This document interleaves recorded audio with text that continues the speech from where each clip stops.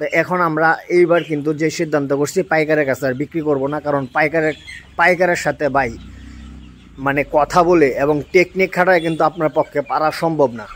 তো আজকের মূল বিষয় হচ্ছে এই মুরগিগুলো আমরা কোথায় বিক্রি করব। ওই বেচটাতে কিন্তু প্রায় 25,000 টাকা আমরা আরও বেশি বিক্রি করতে পারতাম যদি এখন এই বিষয়টা জানতাম।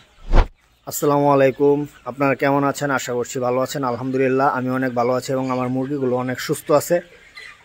তো আজকের মূল বিষয় হচ্ছে এই মুরগিগুলো আমরা কোথায় বিক্রি করব। আমরা কি পাইকারের কাছে বিক্রি করব, নাকি খুচরা গ্রামের ভিতরে বিক্রি করব, নাকি দোকানে বাজারে দোকানে বিক্রি করব, এবং কার কাছে বিক্রি করলে লাভ বেশি হবে, কার কাছে বিক্রি করলে লস হবে। তো এই বিষয় নিয়ে হচ্ছে একটা আমাদের ভিডিও।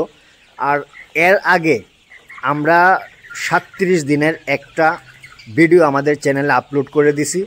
আমরা কত টাকা ইনভেস্ট করছি, কত টাকার মেডিসিন, কত টাকার লিটার, কত টাকার বিদ্যুৎ, কত টাকার খাবার, সব কিছু মিলাই কিন্তু আপনার ওই একদম ইন ডিটেলসে কথা বলা আছে। চাইলে আপনার ওই ভিডিওটি দেখে নিতে পারেন, আর ডিসক্রিপশনে আমি আমার ওই ভিডিওর লিঙ্কটা দিয়ে দিব। তো এখন আসি আমরা কার কাছে বিক্রি করলে লাভ বেশি হবে। দেখুন, এর আগে কিন্তু আমরা একটা বেচ করছি, ওই বেচটাতে কিন্তু প্রায় 25,000 টাকা আমরা আরও বেশি বিক্রি করতে পারতাম যদি এখন এই বিষয়টা জানতাম। ঠিক আছে, তো আমরা কিন্তু কয়েকটা দোকানে বাজারে যাচাই করছিলাম। যাচাই করার পর কিন্তু আমরা দেখছি যে আসলে টাকা বাকি থাকবে, হ্যান ত্যান অনেক কিছুই ঝামেলা আছে। আপনারা জানেন তো যে আজ নগদ কাল বাকি। একজনে যদি একটা জিনিস আপনার কাছে নিতে পারে তাহলে কিন্তু ওই বিষয়টা কিন্তু ইন্নানিল্লাহ হয়ে যায়, পরে আর মনে থাকে না। হ্যাঁ, যাই হোক, তো এখন আমরা যে সিদ্ধান্তটা নিছি আমরা কাদের কাছে মুরগিটা বিক্রি করব। আমরা আগের বার পাইকারের কাছে বিক্রি করে দিয়েছিলাম, সব মুরগি কিন্তু তারা নিয়ে গেছিলো, 3 দিনে নিয়ে গেছিলো।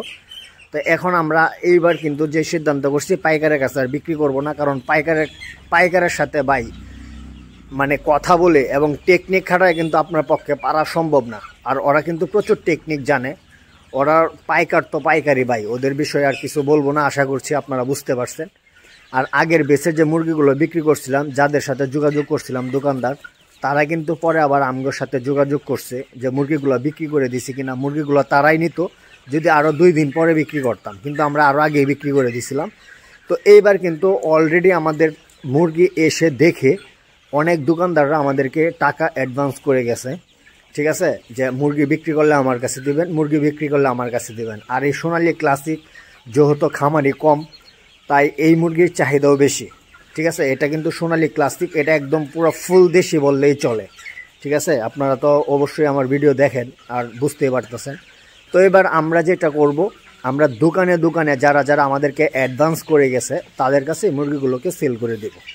ঠিক আছে, কারণ এখানে সেল করলে আপনি 2 টাকা বেশি পাবেন, কারণ পাইকারে যদি মুরগি নেয় আপনার কাছ থেকে, তাদের গাড়ি ভাড়া আছে, রোড খরচ আছে, সব কিছু মিলে তাদের খরচটা একটু বেশি পড়ে। আর দোকানদাররা যদি নিয়ে যায় তাহলে একটা ব্যান পাঠিয়ে দিবে বা 2টা ব্যান পাঠিয়ে দিবে, যাদের মুরগি লাগবে তারা কিন্তু নিয়ে যাবে। ঠিক আছে, তো এদিকে কিন্তু খরচ কম। একটা ভ্যান গাড়ির ভাড়া আর কয় টাকা দেওয়া লাগে, 400-500 টাকা দিলেই চলে। আর একটা বড় গাড়ি দিয়ে নিলে কিন্তু অনেক টাকার কস্ট পড়ে, প্রায় 6 থেকে 7,000 টাকা গাড়ি ভাড়া চলে যায় সব কিছু মিলায়া, আরও রোড খরচ তো আছেই। তো এই হচ্ছে ভিডিও।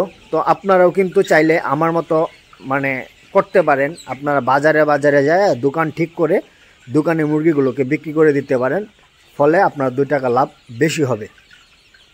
তো কত টাকা বিক্রি করি, কত টাকা লাভ হয়, সব কিছু মিলাই কিন্তু আমার এই চ্যানেলে একটা ভিডিও আসবে ইনশাল্লাহ, অবশ্যই আপনারা দেখতে পারবেন। তো ভালো থাকেন, সুস্থ থাকেন, আসসালামু আলাইকুম।